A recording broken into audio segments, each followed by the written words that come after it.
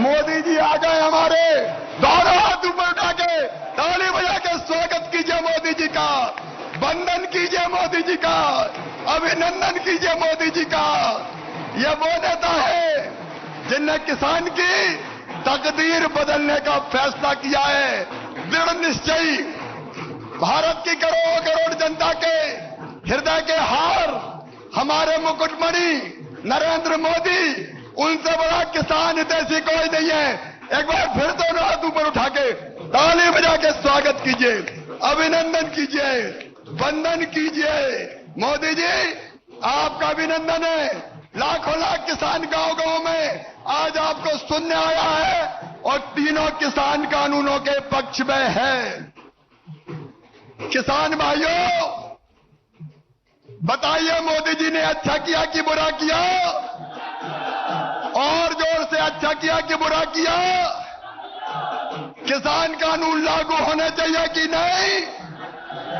तो आइए मेरे साथ बोलिए, मोदी जी आगे बढ़ो,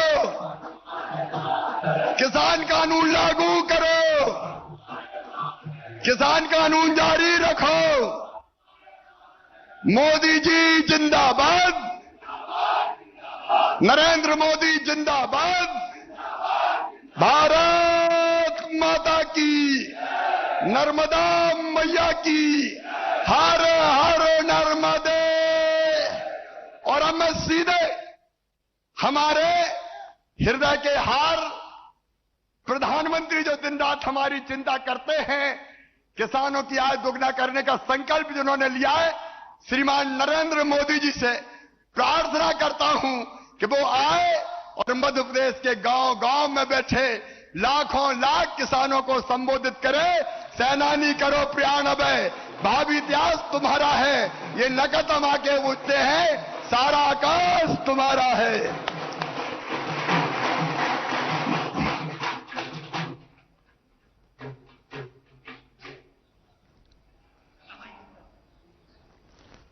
नमस्कार। मध्य प्रदेश के मेहनती किसान भाइयों बहनों को मेरा कोटि कोटि प्रणाम। आज के इस विशेष कार्यक्रम में मध्य प्रदेश के कोने कोने से किसान साथी एकत्र हुए हैं। रायसेन में एक साथ इतने किसान आए हैं। डिजिटल तरीके से भी हजारों किसान भाई बहन हमारे साथ जुड़े हैं। मैं सभी का स्वागत करता हूं। बीते समय में ओले गिरने, प्राकृतिक आपदा की वजह से एमपी के किसानों का नुकसान हुआ है। आज इस कार्यक्रम में मध्य प्रदेश के ऐसे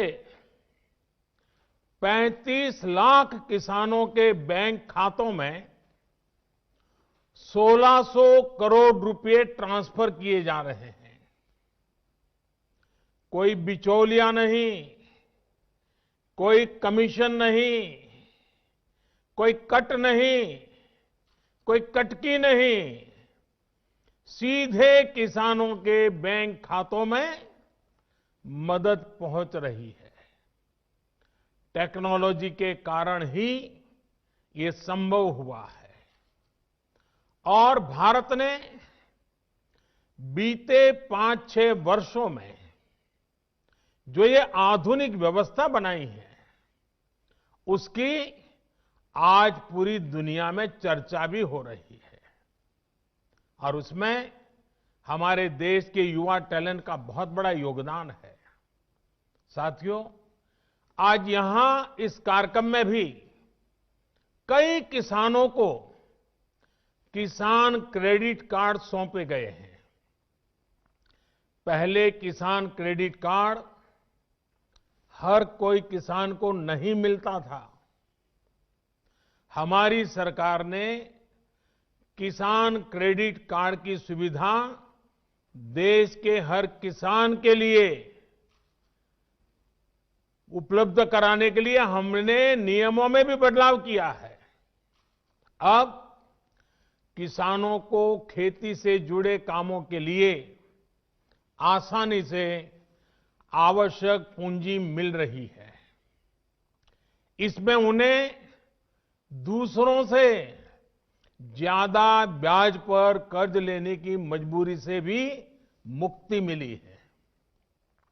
साथियों, आज इस कार्यक्रम में भंडारण, कोल्ड स्टोरेज यानी वेयर हाउसिंग, कोल्ड स्टोरेज, इससे जुड़े इंफ्रास्ट्रक्चर और अन्य सुविधाओं का लोकार्पण और शिलान्यास भी हुआ है। ये बात सही है कि किसान कितनी भी मेहनत कर ले, लेकिन फल, सब्जियां, अनाज, उसका अगर सही भंडारण न हो, सही तरीके से न हो, तो उसका बहुत बड़ा नुकसान होता है। और ये नुकसान सिर्फ किसान का ही नहीं, ये नुकसान पूरे हिंदुस्तान का होता है। एक अनुमान है कि करीब करीब 1 लाख करोड़ रुपए के फल, सब्जियां और अनाज हर साल इस वजह से बर्बाद हो जाते हैं। लेकिन पहले इसे लेकर भी बहुत ज्यादा उदासीनता थी। अब हमारी प्राथमिकता भंडारण के नए केंद्र,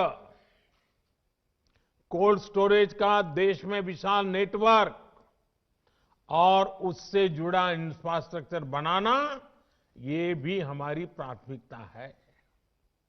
मैं देश के व्यापारी जगत को, उद्योग जगत से भी आग्रह करूंगा कि भंडारण की आधुनिक व्यवस्थाएं बनाने में, कोल्ड स्टोरेज बनाने में, फूड प्रोसेसिंग के नए उपक्रम लगाने में हमारे देश के उद्योग और व्यापार जगत के लोगों ने भी आगे आना चाहिए।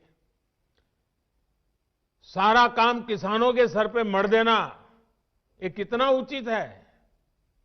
हो सकता है आपकी कमाई थोड़ी कम होगी, लेकिन देश के किसान का, देश के गरीब का, देश के गांव का भला होगा। साथियों, भारत की कृषि, भारत का किसान अब और पिछड़ेपन में नहीं रह सकता।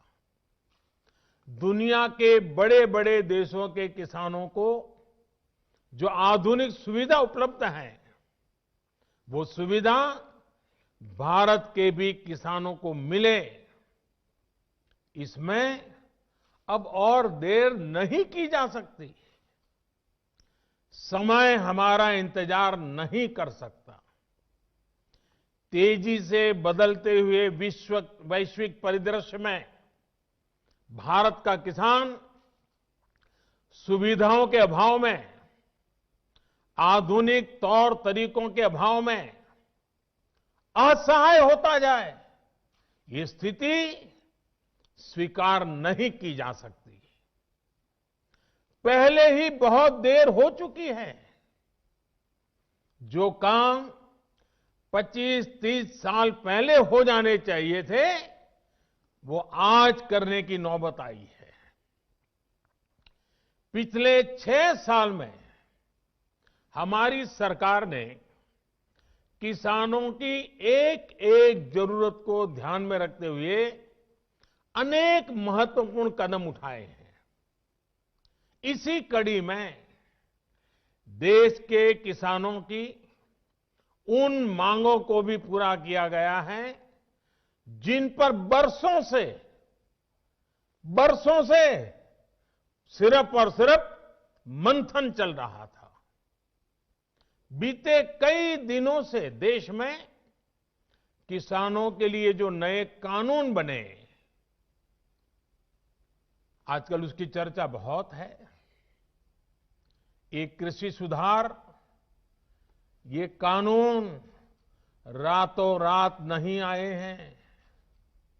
पिछले 20-22 साल से इस देश की हर सरकार ने, राज्यों की सरकार ने इस पर व्यापक चर्चा की है।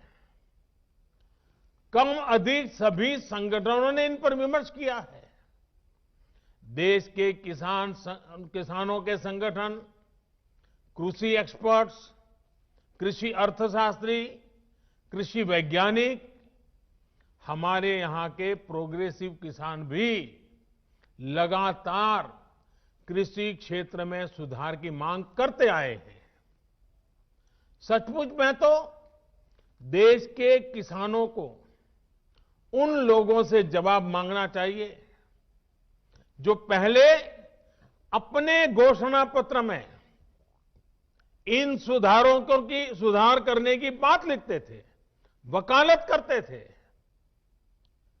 और बड़ी बड़ी बातें करके किसानों के वोट बटोरते रहे, लेकिन अपने घोषणा पत्र में लिखे गए वादों को भी पूरा नहीं किया। सिर्फ इन मांगों को टालते रहे क्योंकि किसानों की प्राथमिकता नहीं था और देश का किसान इंतजार ही करता रहा।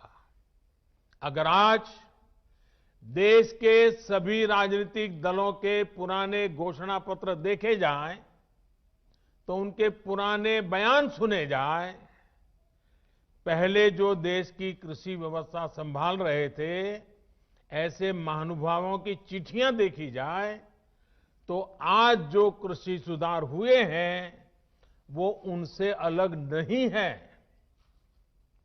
वो जिन चीजों का वादा करते थे वही बातें इन कृषि सुधारों में की गई हैं। मुझे लगता है उनको पीड़ा इस बात से नहीं है कि कृषि कानूनों में सुधार क्यों हुआ। उनको तकलीफ इस बात में है कि जो काम हम कहते थे लेकिन कर नहीं पाते थे वो मोदी ने कैसे किया, मोदी ने क्यों किया, मोदी को इसका क्रेडिट कैसे मिल जाए। मैं सभी राजनीतिक दलों को हाथ जोड़ के कहना चाहता हूं, आप सारा क्रेडिट अपने पास रख लीजिए। आपके सारे पुराने घोषणा पत्रों को ही मैं क्रेडिट देता हूं, मुझे क्रेडिट नहीं चाहिए। मुझे किसान के जीवन में आसानी चाहिए, समृद्धि चाहिए, किसानी में आधुनिकता चाहिए। आप कृपा करके देश के किसानों को बरगलाना छोड़ दीजिए, उन्हें भ्रमित करना छोड़ दीजिए। साथियों, ये कानून लागू हुए 6-7 महीने से ज्यादा समय हो चुका है, लेकिन अब अचानक भ्रम और झूठ का जाल बिछाकर अपनी राजनीतिक जमीन जोतने के खेल खेले जा रहे हैं। किसानों के कंधे पर बंदूक रखकर वार किए जा रहे हैं। आपने देखा होगा, सरकार बार बार पूछ रही है, मीटिंग में भी पूछ रही है, पब्लिकली पूछ रही है, हमारे कृषि मंत्री टीवी इंटरव्यू में कह रहे हैं, मैं खुद बोल रहा हूं कि भाई आपको कानून में किस क्लॉज में क्या दिक्कत है बताइए। जो भी दिक्कत है वो आप बताइए। तो इन राजनीतिक दलों के पास कोई ठोस जवाब नहीं होता और यही इन दलों की सच्चाई है। साथियों, जिनकी खुद की राजनीतिक जमीन खिस गई है वो किसानों की जमीन चली जाएगी, किसानों की जमीन चली जाएगा का डर दिखाकर अपनी राजनीतिक जमीन खोज रहे हैं। आज जो किसानों के नाम पर आंदोलन चलाने निकले हैं, जब उनको सरकार चलाने का या सरकार का हिस्सा बनने का मौका मिला था, उस समय इन लोगों ने क्या किया, ये देश को याद रखना जरूरी है। मैं आज देशवासियों के सामने, देश के किसानों के सामने, इन लोगों का कच्चा चिट्ठा भी देश के लोगों के सामने, मेरे किसान भाइयों बहनों के सामने आज मैं खुला करना चाहता हूं, मैं बताना चाहता हूं। साथियों, किसानों की बातें करने वाले लोग आज झूठे आंसू बहाने वाले लोग कितने निर्दयी हैं, इसका बहुत बड़ा सबूत है स्वामीनाथन कमेटी की रिपोर्ट। स्वामीनाथन कमीशन की रिपोर्ट आई, लेकिन ये लोग स्वामीनाथन कमेटी की सिफारिशों को 8 साल तक दबाकर बैठे रहे। किसान आंदोलन करते थे, प्रदर्शन करते थे, लेकिन इन लोगों के पेट का पानी नहीं लिहाला। इन लोगों ने यह सुनिश्चित किया कि इनकी सरकार को किसान पर ज्यादा खर्च न करना पड़े, इसलिए इस रिपोर्ट को दबा दो। इनके लिए किसान देश की शान नहीं, इन्होंने अपनी राजनीति बढ़ाने के लिए किसान का समय समय पर इस्तेमाल किया है।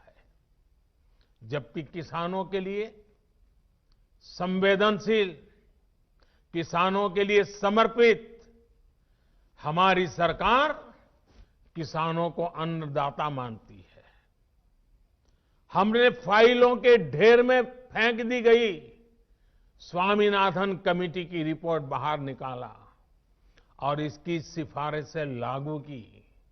किसानों को लागत का 1.5 गुना एमएसपी हमने दिया। साथियों, हमारे देश में किसानों के साथ धोखाधड़ी का एक बहुत ही बड़ा उदाहरण है कांग्रेस सरकारों के द्वारा की गई कर्ज माफी। जब 2 साल पहले मध्य प्रदेश में चुनाव होने वाले थे, तो कर्ज माफी का वायदा किया गया था। कहा गया था कि सरकार बनने के 10 दिन के भीतर सारे किसानों का कर्ज माफ कर दिया जाएगा। कितने किसानों का कर्ज माफ हुआ? सरकार बनने के बाद क्या क्या बहाने बताए गए, ये मध्य प्रदेश के किसान मुझसे भी ज्यादा अच्छी तरह जानते हैं। राजस्थान के लाखों किसान भी आज तक कर्ज माफी का इंतजार कर रहे हैं। किसानों को इतना बड़ा धोखा देने वालों को जब मैं किसान हित की बात करते देखता हूं, तो मुझे बड़ा आश्चर्य होता है। ये कैसे लोग हैं? क्या राजनीति इस हद तक जाती है? क्या कोई इस हद तक छल कपट कैसे कर सकता है? और वो भी भोले भाले किसानों के नाम पर। किसानों को और कितना धोखा देंगे ये लोग। साथियों, हर चुनाव से पहले ये लोग कर्ज माफी की बात करते हैं। और कर्ज माफी कितनी होती है? सारे किसान इससे कवर होते हैं क्या? जो छोटा किसान कभी बैंक का दरवाजा नहीं देखा है, जिसने कभी कर्ज नहीं लिया, उसके बारे में क्या कभी एक बार भी सोचा है इन लोगों ने? और नया पुराना हर अनुभव ये बताता है कि जितनी ये घोषणा करते हैं, उतनी कर्ज माफी कभी नहीं करते।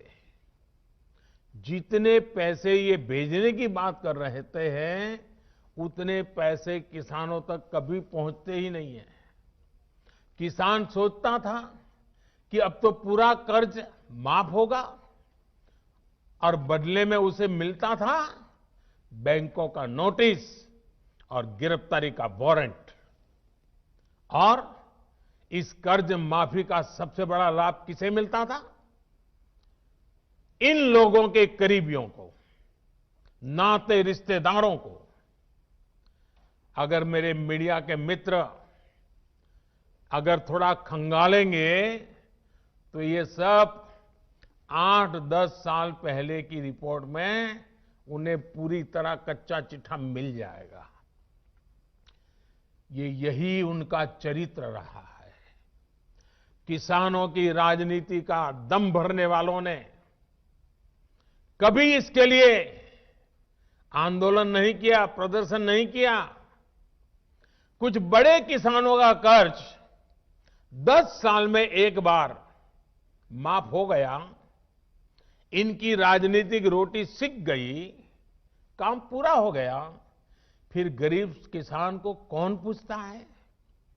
वोट बैंक की राजनीति करने वाले इन लोगों ने और इन लोगों को देश अब भली भांति जान गया है, देश देख रहा है। देश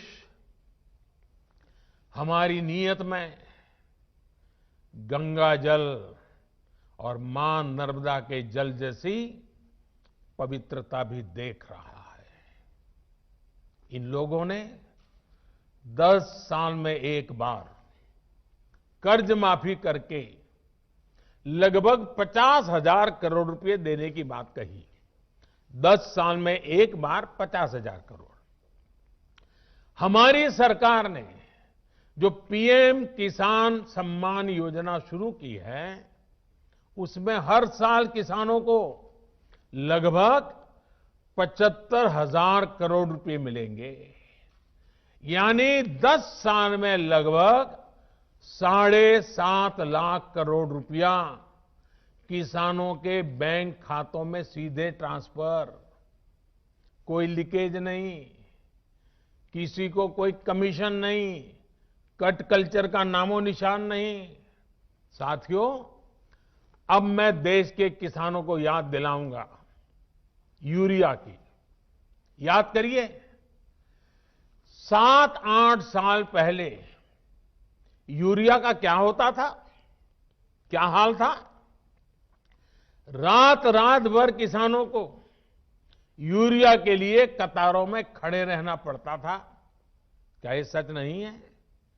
कई स्थानों पर यूरिया के लिए किसानों को लाठीचार्ज की खबरें आमतौर पर आती रहती थी। यूरिया की जमकर के काला बाजारी होती थी कि नहीं होती थी? किसान की फसल खाद की किल्लत में बर्बाद हो जाती थी, लेकिन इन लोगों का दिल नहीं पसीजता था। क्या ये किसानों पर जुल्म नहीं था, अत्याचार नहीं था?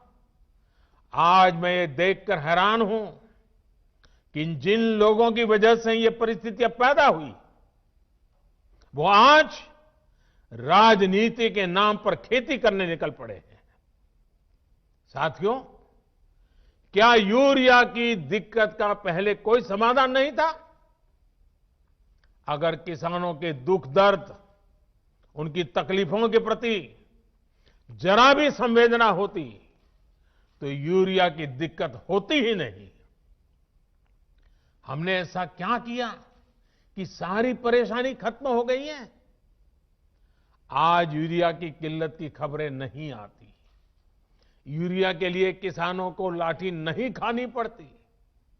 हमने किसानों की इस तकलीफ को दूर करने के लिए पूरी ईमानदारी से काम किया। हमने कालाबाजारी रोकी, सख्त कदम उठाए, भ्रष्टाचार पर नकेल कसी। हमने सुनिश्चित किया कि यूरिया किसान के खेत में ही जाए। इन लोगों के समय में सब्सिडी तो किसान के नाम पर चढ़ाई जाती थी, लेकिन उनका लाभ कोई और लेता था। हमने भ्रष्टाचार की जुगलबंदी को भी बंद कर दिया। हमने यूरिया की 100% नीम कोटिंग की। देश के बड़े बड़े खाद कारखाने जो तकनीक पुरानी होने के नाम पर बंद कर दिए गए थे, उन्हें हम फिर से शुरू करवा रहे हैं।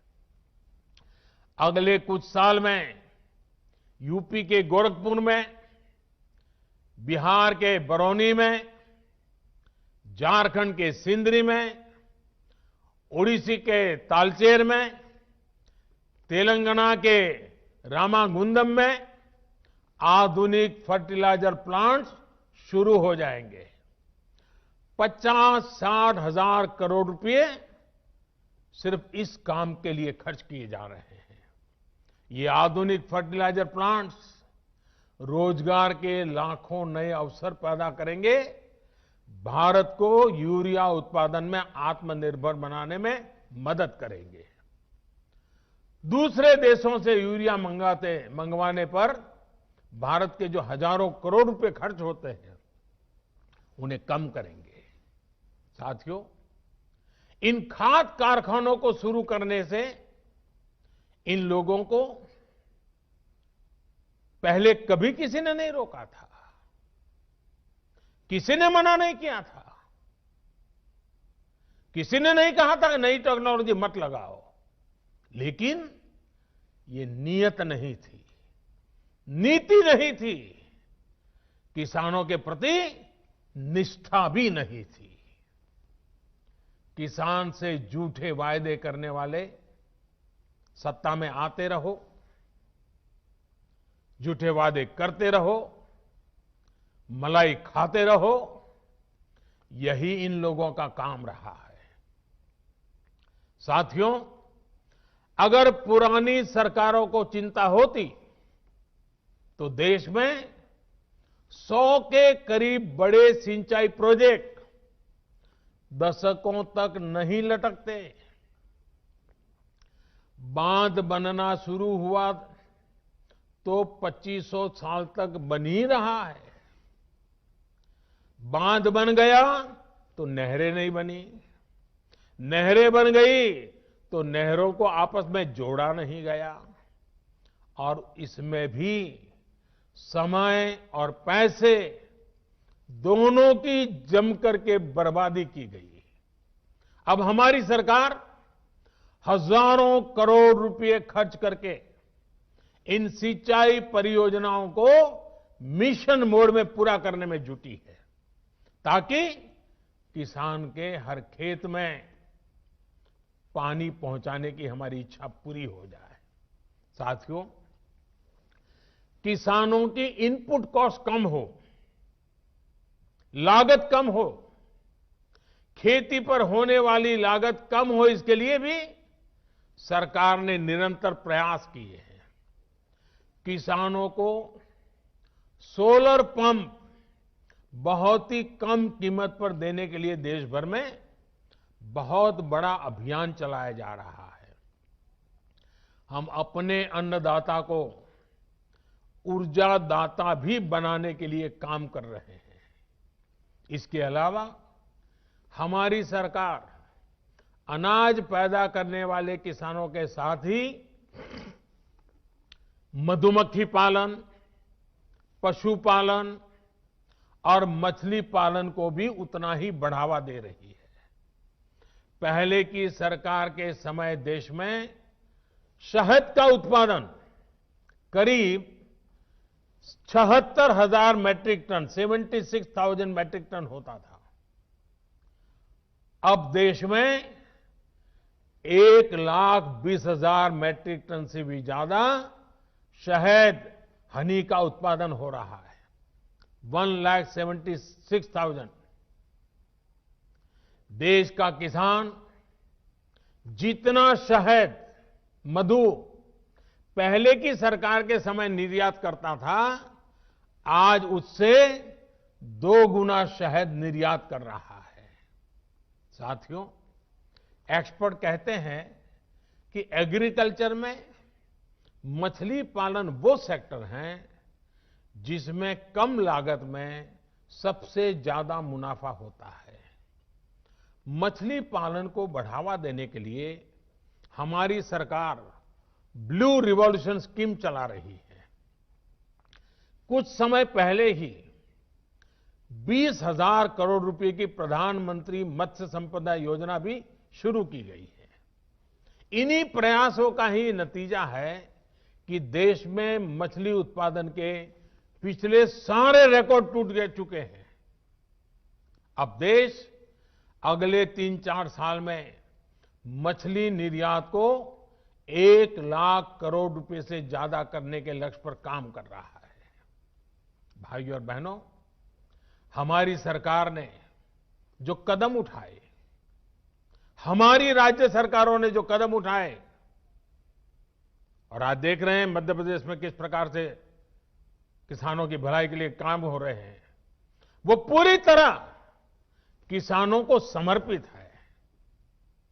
अगर मैं वो सारे कदम गिनाने जाऊं तो शायद समय बहुत कम पड़ जाएगा, लेकिन मैंने कुछ उदाहरण इसलिए दिए ताकि आप हमारी सरकार की नीयत को परख सकें, हमारे ट्रैक रिकॉर्ड को देख सकें, हमारे नेक इरादों को समझ सकें। और इसी आधार पर मैं विश्वास से कहता हूं कि हमने हाल में जो कृषि सुधार किए हैं उसमें अविश्वास का कारण ही नहीं है, झूठ के लिए कोई जगह ही नहीं है। मैं अब आपसे कृषि सुधारों के बाद बोले जा रहे सबसे बड़े झूठ के बारे में बात करूंगा। बार बार उस झूठ को दोहराया जा रहा है, जोर जोर से बोला जा रहा है, जहां मौका मिले वहां बोला जा रहा है, बिना सिर पैर बोला जा रहा है। जैसे मैंने पहले कहा था, स्वामीनाथन कमेटी की रिपोर्ट को लागू करने का काम हमारी ही सरकार ने किया। अगर हमें एमएसपी हटानी होती तो स्वामीनाथन कमेटी की रिपोर्ट लागू ही क्यों करते भाई? आपने भी नहीं की थी, हम भी नहीं करते। हमने तो ऐसा नहीं किया, हमने तो लागू की। दूसरा, ये हमारी सरकार एमएसपी को लेकर इतनी गंभीर है कि हर बार बुवाई से पहले एमएसपी की घोषणा करती है। इससे किसान को भी आसानी होती है, उन्हें भी पहले पता चल जाता है कि इस फसल पर इतनी एमएसपी मिलने वाली है। वो कुछ बदलाव करना चाहता है तो उसे सुविधा होती है। साथियों, 6 महीने से ज्यादा का समय हो गया जब ये कानून लागू किए गए। ये कानून तो लागू हो चुके थे, 6 महीने पहले हो चुके थे। कानून बनने के बाद भी वैसे ही एमएसपी की घोषणा की गई जैसे पहले की जाती थी। कोरोना महामारी से लड़ाई के दौरान भी ये काम पहले की तरह किया गया। एमएसपी पर खरीदी भी उन्हीं मंडियों में हुई जिनमें कानून बनने से पहले होती थी, कानून बनने के बाद भी वही हुई। अगर कानून लागू होने के बाद भी एमएसपी की घोषणा हुई, एमएसपी पर सरकारी खरीदी हुई, उन्हीं मंडियों में हुई, तो क्या कोई समझदार इस बात को स्वीकार करेगा कि एमएसपी बंद हो जाएगी? और इसलिए मैं कहता हूं, इससे बड़ा कोई झूठ नहीं हो सकता, इससे बड़ा कोई षड्यंत्र नहीं हो सकता। और इसलिए मैं देश के प्रत्येक किसान को ये विश्वास दिलाता हूं कि पहले जैसे एमएसपी दी जाती थी वैसे ही दी जाती रहेगी। एमएसपी न बंद होगी न समाप्त होगी। साथियों, अब मैं आपको जो आंकड़े दे रहा हूं वो दूध का दूध और पानी का पानी कर देंगे। पिछली सरकार के समय गेहूं पर एमएसपी थी 1400 रुपये प्रति क्विंटल। हमारी सरकार प्रति क्विंटल गेहूं पर 1975 रुपये एमएसपी दे रही है। पिछली सरकार के समय धान पर एमएसपी थी 1310 रुपये प्रति क्विंटल। हमारी सरकार प्रति क्विंटल धान पर करीब 1870 रुपये एमएसपी दे रही है। पिछली सरकार में ज्वार पर एमएसपी थी 1520 रुपये प्रति क्विंटल। हमारी सरकार ज्वार पर प्रति क्विंटल 2640 रुपये एमएसपी दे रही है। पिछली सरकार के समय मसूर की दाल पर एमएसपी थी 1950 रुपये। हमारी सरकार प्रति क्विंटल मसूर दाल पर 5100 रुपये एमएसपी दे रही है। पिछली सरकार के समय चने पर एमएसपी थी 3100 रुपये। हमारी सरकार अब चने पर प्रति क्विंटल 5100 रुपये एमएसपी दे रही है। पिछली सरकार के समय तूर दाल पर एमएसपी थी 4300 रुपये प्रति क्विंटल। हमारी सरकार तूर दाल पर प्रति क्विंटल 6000 रुपये एमएसपी दे रही है।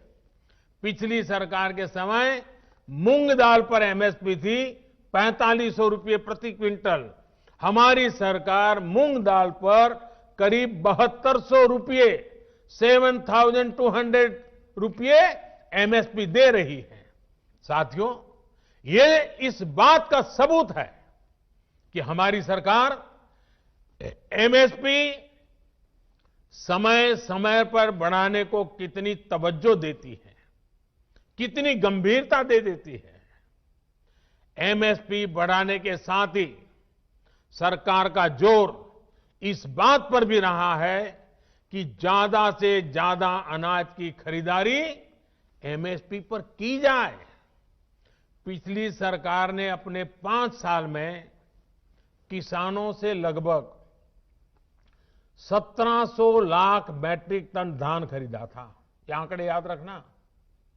हमारी सरकार ने अपने 5 साल में 3000 लाख मैट्रिक टन धान किसानों से एमएसपी में खरीदा, करीब करीब डबल।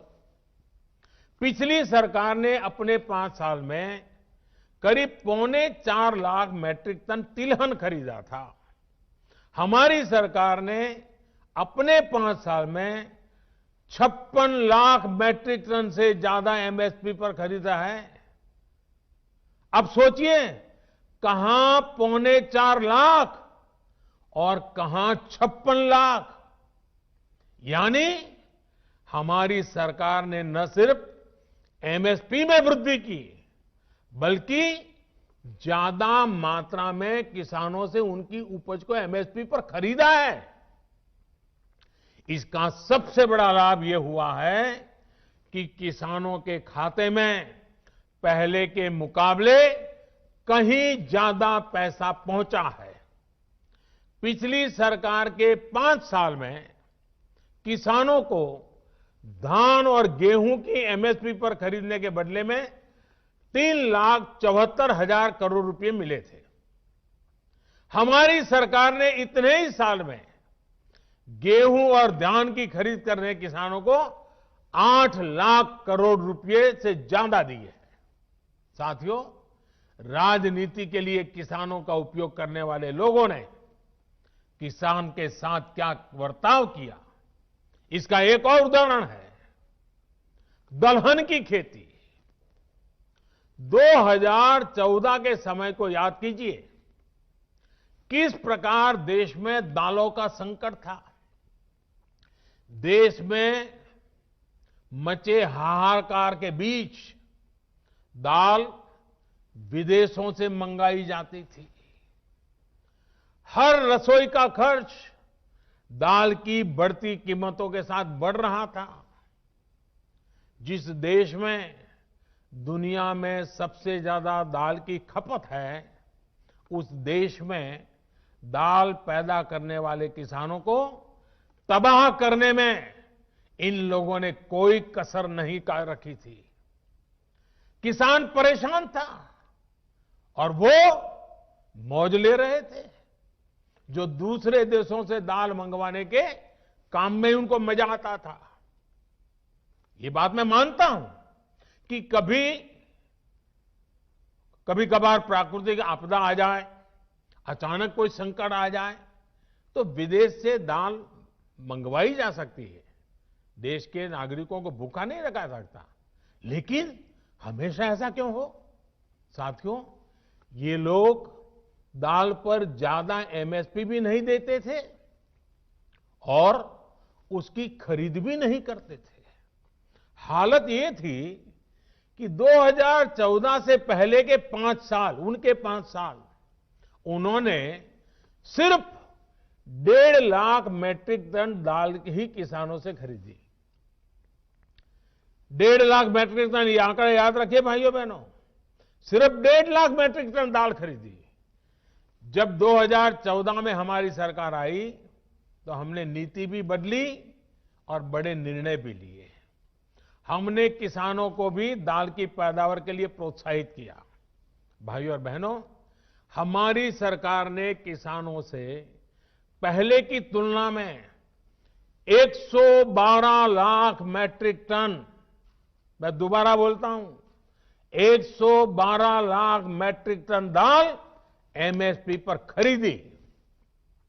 सोचिए, 1.5 लाख उनके जमाने में, वहां से हम सीधे ले गए 112 लाख मैट्रिक टन। उन लोगों ने अपने 5 सालों में दाल किसानों को, दाल पैदा करने वाले किसानों को कितना रुपया दिया? 650 करोड़ रुपए। हमारी सरकार ने क्या किया? हमने करीब करीब 50,000 करोड़ रुपए दाल पैदा करने वाले किसानों को दिया। कहां 600 करोड़, कहां 50,000 करोड़। आज दाल के किसान को भी ज्यादा पैसा मिल रहा है, दाल की कीमतें भी कम हुई हैं, जिससे गरीब को सीधा फायदा हुआ है। जो लोग किसानों को न एमएसपी दे सके, न एमएसपी पर ढंग से खरीद सके, वो एमएसपी पर किसानों को गुमराह कर रहे हैं। साथियों, कृषि सुधारों से जुड़ा एक और झूठ फैलाया जा रहा है। एपीएमसी यानी हमारी मंडियों को लेकर के हमने कानून में क्या किया है? हमने कानून में किसानों को आजादी दी है, नया विकल्प दिया है। अगर देश में किसी को साबुन बेचना हो तो सरकार ये तय नहीं करती कि सिर्फ इसी दुकान पर बेच सकते हो। अगर किसी को स्कूटर बेचना हो तो सरकार ये तय नहीं करती कि सिर्फ इसी डीलर को बेच सकते हो। लेकिन पिछले 70 साल से सरकार किसानों को ये जरूर बताती रही है कि आप सिर्फ इसी मंडी में अपना अनाज बेच सकते हो। मंडी के अलावा किसान चाहकर भी अपनी फसल कहीं और नहीं बेच सकता था। नए कानून में हमने सिर्फ इतना कहा है कि किसान अगर उसको फायदा नजर आता है तो पहले की तरह जाके मंडी में बेचे, और बाहर उसको फायदा होता है तो मंडी के बाहर जाने का उसको हक मिलना चाहिए, उसकी मर्जी को। क्या लोकतंत्र में मेरे किसान भाई को इतना हक नहीं हो सकता है? अब जहां किसान को लाभ मिलेगा वहां वो अपनी उपज बेचेगा। मंडी भी चालू है, मंडी में भी आकर के बेच सकता है। जो पहले था वो भी कर सकता है, किसान की मर्जी पर करेगा। बल्कि नए कानून के बाद तो किसान ने अपना लाभ देखकर अपनी उपज को बेचना शुरू भी कर दिया है। हाल ही में एक जगह पर धान पैदा करने वाले किसानों ने मिलकर एक चावल कंपनी के साथ समझौता किया है। इससे उनकी आमदनी 20% बढ़ी है। एक और जगह पर आलू के 1000 किसानों ने मिलकर एक कंपनी से समझौता किया है। इस कंपनी ने उन्हें लागत में 35% ज्यादा की गारंटी दी है। एक और जगह की खबर में पढ़ रहा था, जहां एक किसान ने खेत में लगी मिर्च और केला सीधे बाजार में बेचा तो उसे पहले से 2 गुनी कीमत मिली। आप मुझे बताइए, देश के प्रत्येक किसान को ये लाभ, ये हक मिलना चाहिए या नहीं मिलना चाहिए?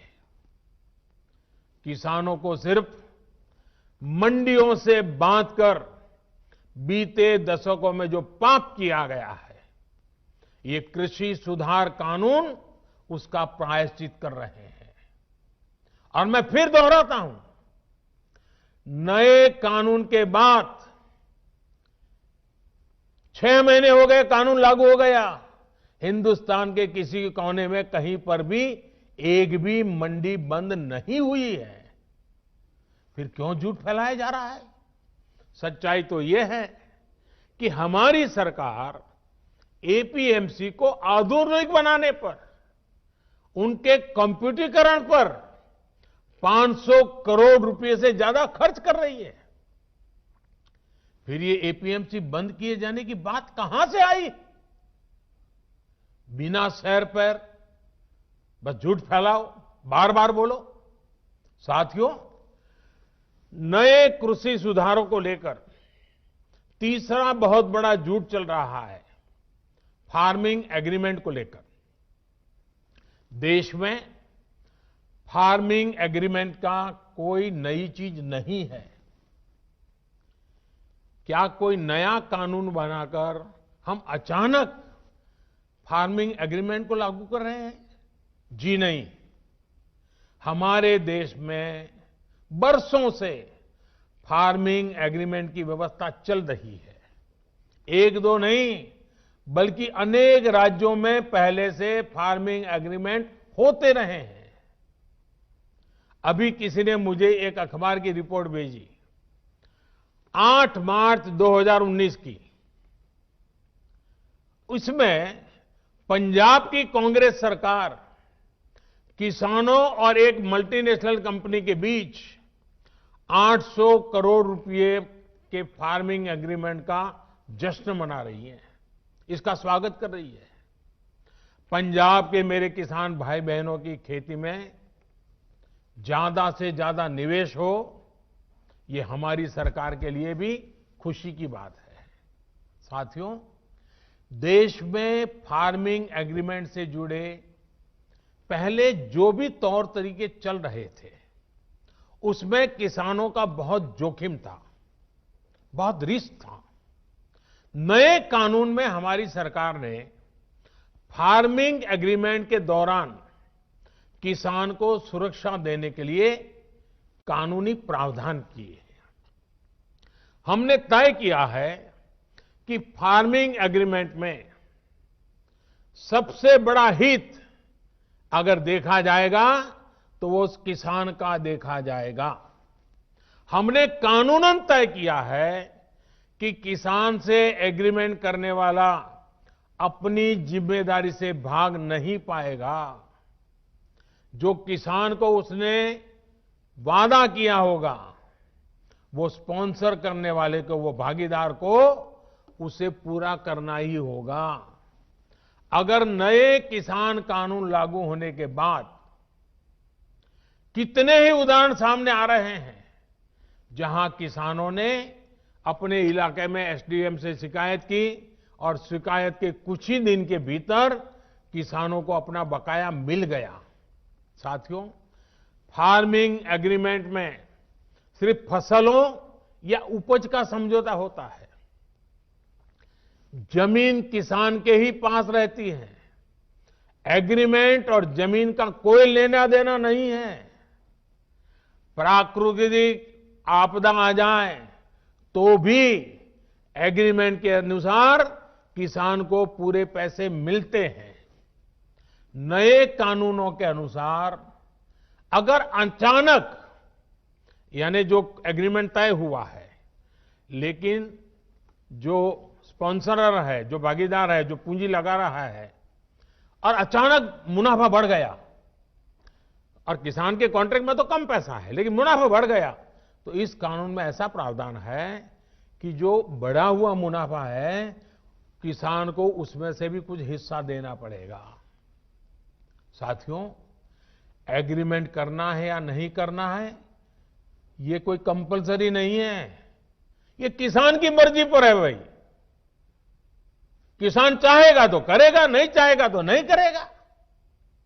लेकिन कोई किसान के साथ बेईमानी न कर दे, किसान के भोलेपन का फायदा उठा न ले, इसके लिए कानून की व्यवस्था की गई है। नए कानून में जो सख्ती दिखाई गई है वो स्पॉन्सर करने वाले के लिए है, किसान के लिए नहीं है। स्पॉन्सर करने वाले को एग्रीमेंट खत्म करने का अधिकार नहीं है। अगर वो एग्रीमेंट खत्म करेगा तो उसे भारी जुर्माना किसान को देना होगा। लेकिन अब वही एग्रीमेंट किसान समाप्त करना चाहे तो किसी भी समय बिना जुर्माने के वो किसान अपना फैसला ले सकता है। राज्य सरकारों को मेरा सुझाव है कि आसान भाषा में, आसान तरीके से समझ में आने वाली फार्मिंग एग्रीमेंट, उसका एक खाका बना करके किसानों को दे के रखना चाहिए, ताकि कोई किसान से चीटिंग न कर सके। साथियों, मुझे खुशी है कि देश भर में किसानों ने नए कृषि सुधारों को न सिर्फ गले लगाया है, बल्कि भ्रम फैलाने वालों को भी सिरे से नकार रहे हैं। जिन किसानों में अभी थोड़ी सी भी आशंका बची है, उनसे मैं फिर से कहूंगा कि आप एक बार फिर सोचिए। जो हुआ ही नहीं है, जो होने वाला ही नहीं है, उसका भ्रम और डर फैलाने वाली जमात से आप सतर्क रहिए। ऐसे लोगों को मेरे किसान भाइयों बहनों पहचानिए। इन लोगों ने हमेशा किसानों से धोखा दिया है, उनको धोखा दिया है, उनका इस्तेमाल किया है और आज भी यही कर रहे हैं। मेरी इस बातों को, इसके बाद भी, सरकार के इन प्रयासों के बाद भी अगर किसी को कोई आशंका है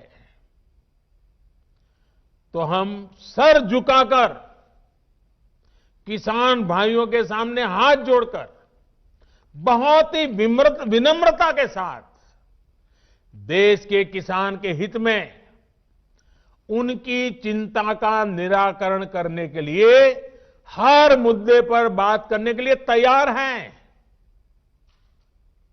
देश का किसान, देश के किसानों का हित हमारे लिए सर्वोच्च प्राथमिकताओं में से एक है। साथियों, आज मैंने कई बातों पर विस्तार से बात की है। कई विषयों पर सच्चाई देश के सामने रखी है। अभी 25 दिसंबर को श्रद्धेय अटल जी की जन्म जयंती पर एक बार फिर मैं इस विषय पर देश भर के किसानों के साथ विस्तार से बात करने वाला हूं। उस दिन पीएम किसान सम्मान निधि की एक और किस्त करोड़ों किसानों के बैंक खातों में एक साथ ट्रांसफर की जाएगी। भारत का किसान बदलते समय के साथ चलने के लिए, आत्मनिर्भर भारत बनाने के लिए मेरे देश का किसान चल पड़ा है। नए संकल्पों के साथ नए रास्तों पर हम चलेंगे भी, और यह देश सफल होगा, यह देश का किसान भी सफल होगा। इसी विश्वास के साथ मैं फिर एक बार मध्य प्रदेश सरकार का अभिनंदन करते हुए आज मध्य प्रदेश के लाखों लाखों किसानों के साथ मुझे अपनी बातें बताने का मौका मिला। इसके लिए सबका आभार व्यक्त करते हुए मैं फिर एक बार आप सबको बहुत बहुत शुभकामनाएं देता हूं। बहुत बहुत धन्यवाद।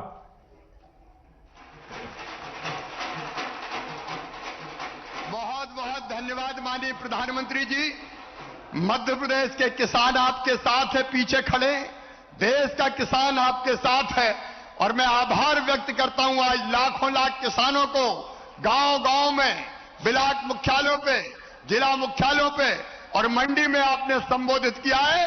और जो जाए वहीं से खड़े होके दोनों हाथ ऊपर उठा के तालियां बजा के नरेंद्र मोदी जी का अभिनंदन कीजिए, स्वागत कीजिए, वंदन कीजिए। हम आपके साथ खड़े, बोलिए भारत माता की। मोदी जी आगे बढ़ो, किसान कानून लागू करो। नरेंद्र मोदी जिंदाबाद, नरेंद्र मोदी जिंदाबाद। भारत माता की, नर्मदा मैया की, हर हर नर्मदे। बहुत बहुत धन्यवाद माननीय मोदी जी, बहुत बहुत धन्यवाद।